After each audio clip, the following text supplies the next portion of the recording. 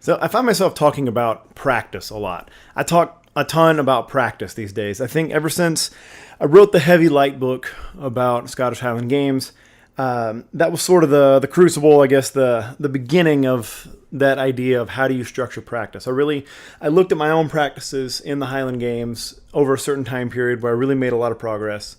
And I tried to see, okay, is there common ground here? Is there something I'm doing in all these sessions that's the same? Is there something I'm doing that's similar? And then what I realized in doing that is that it was extremely similar to what I had done in every other sport ever that I had ever played. And then the more I thought on it, the more I examined it, the more I realized it was more like every activity that I had ever done, everything that I had ever learned how to do. So kind of the core principle is across a lot of disciplines, across a lot of sports, a lot of different arenas, practice starts to look the same at a certain level. And that doesn't mean that, obviously we're not doing the same movements, we don't have the same end goals, but the way you structure how you learn something, you learn a skill, you learn the practical part of a skill, you integrate it, it gets to be pretty similar. Practice is breaking things apart and putting them back together. That's the easiest way I can express it. Practice is simply breaking things apart and putting them back together. It's not just break them apart randomly. There seems to be a sort of structure to it. And the analogy that I always use is I know a lot of people in America have played football, or at least are familiar with how football is structured, or even how, if you're a football fan, you kind of understand how practices are structured and how not spring training, that's baseball, but like how camps are built. And there's a fundamental structure. After interviewing just dozens of coaches and talking to a lot of different athletes that have played multiple different sports, is that there's a fundamental structure, just like in football, where they're going to start the practice. Everybody's going to warm up somehow as a group. You're going to warm up, you're going to get blood flowing, you're going to start movement. You're going to prime the body for, these are the movements we're going to ask you to do today. This is the kind of level of intensity you're going to be asked for. This is the skill set that is going to be activated. I always called that kind of wiring your brain up, like setting up the wiring. When I was coaching, I would always kind of use that terminology. And then you're going to have a period where you break things down into fundamental drills and skills. And in football, that happens a lot of times. That happens to be like position drills. You break out by position. Same thing in baseball. In throwing, that becomes your drills. That becomes footwork. That becomes stuff you may do with an empty hand. All that kind of stuff. You're going to work on some very technical fundamentals, the little details. You're going to nail those down. And then you're going to move into variations or partials, which usually in the throwing world, means that we're throwing, but we're adding or subtracting something that works on a certain dimension of throwing. Like instead of throwing a full stone throw like a shot put, we're going to throw a toes to board where we take some parts of the movement out and we're emphasizing other parts of it. In baseball, where I grew up, that's working, not just working on your fundamental, you're working on your glove side, working on, catch and fly balls, working on cutoffs, not little things like that. It's actually situational drills. Setting up the infield, looking for the ball to be hit to a certain area with a certain number of batters on certain bases.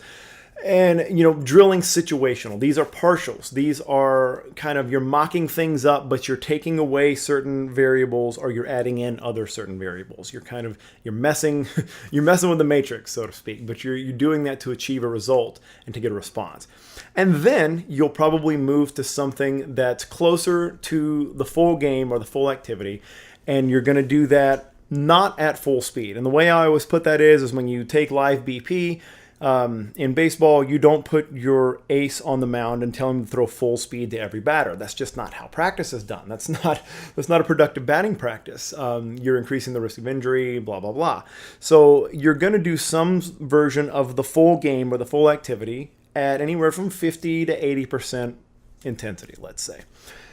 And that's, the more stuff I've done, the more I've realized that's the code. That's the practice code, so to speak. That's the way you practice. That's the way human beings learn. This didn't happen by accident. Nobody wrote the book on this. This is just tried and true. This is time tested, that this is how people learn. This is how people, especially in the world of sports, athletics, physical endeavor, this is how people learn. I haven't yet found a sport that this mode of practice or some variation or some interesting take on it has not been or is not used. And I think what makes really, really good coaches a lot of times is they're able to work within that paradigm, but able to work creatively within that paradigm. And they're able to get more out of players using other variables like psychology, like technology, recovery, other areas like that. They're able to work within that practice framework, but they're able to do other interesting things with it. Now, what got me thinking about this today was I have been kind of diving headlong into Muay Thai, into Thai kickboxing. That's been for several months now. That's kind of been my new obsession, the new rabbit hole, so to speak. I love it. I feel like, my previous training experience translates a little. It gives me some advantages, also gives me some disadvantages, which is kind of fun. There's some bad habits that I have to break. I feel like my background as a fencer is very useful because, as silly as it sounds, it is a combat sport. It is, one-on-one. It's a form of point fighting, I guess you could say. And so that gives me some advantages in mindset and approach and how you deal with an opponent in front of you. But it also gives me some real bad habits in terms of posture, in terms of stance, in terms of pace, all those sort of things. So that's fun stuff for me to figure out, and that's part of why I'm enjoying it. But this kind of going headlong into it, I've gotten to the point now where you get with a lot of new activities, new hobbies, whatever you get into, where you're past the everything's brand new phase. And you realize that you start to realize the little things you need to do to get better. And you start seeing progress and you start doing better. And then that's the point at which you realize how far you have to go. How many more things you need to fix besides those first few things that you thought would get you to the next level. So I am seeing progress. I'm moving forward. I made the determination that I would have to erase a lot of my old habits that I gained from, growing up doing other martial arts. Because I didn't grow up doing Muay Thai, and there are some differences, especially in terms of your stance, how squared you need to be. And I made the determination that to get better, I need to focus on being a Muay Thai fighter. I need to focus on learning Muay Thai and not just trying to integrate things from Muay Thai into my personal way of doing it. I needed to surrender. I needed to surrender my know-it-allness. I needed to surrender that and just say, okay, do as you're being instructed to do and take your licks in the drills and in sparring, no matter how bad it feels, no matter how many, punches and kicks you catch that you didn't before. Learn to do it the right way. Build the fundamental base again. And that was the confusing thing because I had a fundamental base that came from other sports, but I didn't have a Muay Thai fundamental base. And not having that bottom a level of the pyramid built on Muay Thai makes it harder for the rest of that particular pyramid to get built. So I had to learn, I had to shake off some of those bad habits. And lo and behold, in doing that, I've started to see some progress. And after a few months of doing that, of really focusing on just do Muay Thai, learn it fundamentally well, I'm now able to instinctively integrate other things that I've learned before. That instead of thinking like, well, I'm more comfortable in this stance, I'm just going to go there because I know that works for me. Instead, situationally, that comes up. So that is, to me, a huge benefit that you start to see in every sport. And it's funny, too. I'll take a derail here because that sort of thing happens all the time to even me, somebody who's done a lifetime of doing whatever, a lifetime of trying different skills, activities, hobbies, whatever. That I still fall into the same traps over and over again. No matter what, I still fall into those same traps. I still think that, skills that I've gained before are a direct one-to-one translation because they feel good, they feel right, and I'm good at those things. So, if I sit here and talk to you now, I can certainly tell you, you can't do that. You have to learn things a proper way, and then you integrate. Of course, I know that rationally, but rational has nothing to do with the person that gets out there and wants to compete. So I've done this time and time again, and I did it again. But now I am learning that this whole approach of the doing whatever, the cross-training, the getting a breadth of experience, it really does help. It really, really does. I think the trap is that you think it's going to help immediately when you take on a new thing. You think that it's going to help right away because, I can, like in my case, I've learned how to explode. I've learned how to move quickly. I've learned how to move in and out from fencing, throwing, all these things. I'm reasonably strong compared to most of the people I train with. So I feel like that's going to be immediately, that'll be some kind of advantage. It's not, but I fooled myself into thinking it was, and thus I would rely on that instead of relying on the fundamentals. So the benefit comes from the point that I am now, to where you take your medicine, you realize that I need to learn a sport or an activity. I need to learn it the right way, fundamentally, from people that know. And then once I have those fundamentals in place, then start to play a little bit. Start to play with your previous skill set. And that's what's fun about watching high-level fighters, high-level athletes of any kind, really, but especially mixed martial artists. They're fun to watch because everybody has a different background. Everybody has, a mix of different backgrounds. You have guys like Stephen Wonderboy Thompson that have done point fighting. You have Robert Whitaker, a middleweight champion who's started in Hapkido. You have Conor McGregor, who was a boxer, but then now he adopted a more karate style stance and darting in and out, and he's developing a ground game. It's fun to watch because they all did those different backgrounds, but they all have a similar goal in their sport, and the similar goal being winning in a mixed martial arts fight in the UFC under that rule set. But that's fun to see because no matter what their backgrounds are, whether, Hapkido, Taekwondo, point karate, jiu-jitsu, anything like that, there are some basics that you have to overcome and you have to master to fight in the octagon or to fight in mixed martial arts. You have to have a modicum of wrestling. You have to be able to take down. You have to be able to defend takedowns. You have to have some kind of a ground game. You have to know what an underhook is. You have to be able to manage those things. You have to be able to work in the clinch. You have to have a baseline level of how things work on the ground in terms of Brazilian Jiu-Jitsu. There are some basic submissions that you will not be able to survive without knowing. And there are submission defenses you won't be able to survive or get in the ring without knowing. Not everybody wants to be not everybody wants to fight Muay Thai. Nobody ever in mixed martial arts wants that, but there are some fundamental skills from that you have to draw, that you have to use, or at least you have to know enough to be able to defend against or to game plan against. So I think everybody in that particular sport probably went through the same thing. It's like, okay, I've got this good fighting background and I'm pretty good in this. But to get here, I've got to get this baseline level taken care of. And nowadays, honestly, that's wrestling and anti-wrestling. That's why you're seeing these ages in mixed martial arts right now. You saw the age of jiu-jitsu early on, because if you had jiu-jitsu and the other guy didn't, it was over. So everybody started getting jiu-jitsu. Everybody had jits at that point. So now it becomes, okay, what can I do to overcome jiu-jitsu, or what things are, what is it that's a counter to that? What's the rock, paper, scissors of that, so to speak? And we found that we got to the age of wrestlers. Wrestling became dominant. Wrestling, you can make an argument, wrestling is still very dominant in mixed martial arts. So, and now at that point, now you have people that are saying, okay, well, if I'm not going to be a wrestler, if I don't have that, decades or more of experience wrestling, or if I didn't wrestle a D1 or anything like that, or wasn't an Olympic medalist or anything, what can I do? Well, then that's how you see the rise of anti-wrestling, and all of a sudden striking is back to the top of the heap, in a sense. Like, you have to have a pretty high level of striking now, because everybody can avoid a takedown to a certain extent. So that was a derail into mixed martial arts, but it's a demonstration that there is that baseline that you have to reach to be competitive in a sport.